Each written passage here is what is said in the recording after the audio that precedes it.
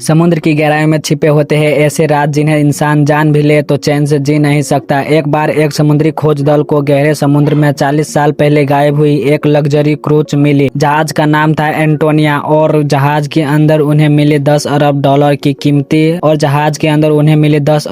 की कीमत का सोना। सब खुशी से झूम उठे, लेकिन किसी को ये नहीं पता था कि 40 साल पहले इसी जहाज पर 100 लोगों की दर्दनाक मौत हुई थी। एक लोहे की स्टील वायर ने सेकंडों में सबको 2 हिस्सों में काट दिया था और उसके बाद यह जहाज रहस्यमय तरीके से समुद्र से गायब हो गया था। 40 साल बाद एक मौसम वैज्ञानिक जैक ने व्हाइटलिन स्ट्रेट के पास इस जहाज को देखा। समुद्री कानून के अनुसार उसका खजाना खोजकर्ता का हो जाता है। जैक ने तुरंत एक प्रोफेशनल सी रेस्क्यू टीम से बात की। टीम का लीडर था ओल्ड वाइट और सब मिलकर जैक के बताए लोकेशन पर निकल पड़े। 10वें दिन की रात आसमान काला तूफान और बिजली की कड़कड़ाहट। अचानक रडार पर कोई बड़ी चीज दिखाई दी। वो जहाज था, मगर एक पल दिखता दूसरे पल गायब और फिर धम। वह जहाज अपने आप उनके सामने आ गए, जैसे वो खुद ही चाह रहा हो कि कोई उसे फिर से ढूंढ ले। टीम के कुछ सदस्य जहाज पर चढ़े। अंदर हर तरफ जंग जले और सन्नाटा। एक पुरानी दीवार पर लटकती घड़ी धीरे धीरे झूल रही थी। टीम का छोटा मुंच उसे छूने ही वाला था कि घड़ी अचानक जोर से बजने लगी। आवाज ऐसे जैसे किसी ने जहाज के मरे हुए आत्माओं को जगा दिया हो। सामने मेज पर वेलकम शब्द अपने आप खिलौना से बन गया। सबके रोंगटे खड़े हो गए। तभी महिला सदस्य ने देखा, एक सफेद कपड़ों वाली छोटी लड़की उसे देख रही थी, लेकिन पल झपकते वो गायब हो गई। उधर पीले वालों वाला सदस्य यानी येलो हेड को एक पुरानी इलेक्ट्रॉनिक घड़ी मिली जिस पर साल लिखा था 1965, जबकि यह जहाज 1962 में गायब हुआ था। लेकिन कोई पहले भी इस जहाज पर आ चुका था, तो फिर उसने ये जहाज क्यों नहीं उठाया? ये सवाल सबको परेशान कर रहा था। ओल्ड वाइट एक कमरे में पहुंचा। उसे वहां 40 साल पुरानी वोडका मिली। जैसे ही उसने एक घूंट पिया, आईने में दिखा एक सफेद चेहरा, लेकिन अगली ही पल सब गायब। महिला सदस्य को मिला एक स्विमिंग पूल जो गोलियों से छलनी था। जैसे ही वो बाहर निकले, वो सारे बुलेट होल्स से खून रिसने लगा और कुछ ही पलों में पूरा पूल खून से भर गया। दूसरी ओर ओल्ड ब्लैक को एक जलती हुई सिगरेट दिखी। उसने सोचा कोई साथी होगा, पर वो तो किसी अदृश्य आत्मा का नाम था। फिर उन्हें मिली 40 साल पुरानी कैन फूड्स की डिब्बे। पहले तो सब गंदे लगे, पर जैसे ही खाया वह मजेदार, लेकिन अगले ही पल वो खाना जीवित कीड़ों में बदल गया। सब डर के मारे चीख उठे और तभी ओल्ड ब्लैक को महसूस हुआ वो भूतकाल में लौट आया है। चारों ओर संगीत, नाचते हुए लोग और एक लाल कपड़े वाले सिंगर ने उसके पास आकर मुस्कुरा कर कहा, स्वागत है। फिर धीरे से उसे चूम लिया, लेकिन वह चुंबन मौत का संकेत था। दूसरी ओर कैप्टन व्हाइट की मुलाकात एंटोनिया के पुराने कप्तान की आत्मा से हुई। कप्तान ने कहा, इस जहाज पर जो कत्लेआम हुआ था वो इन सोने के सिक्कों के शराब के कारण था, और एक इंसान था जिसने सबको मारा वही आज भी जिंदा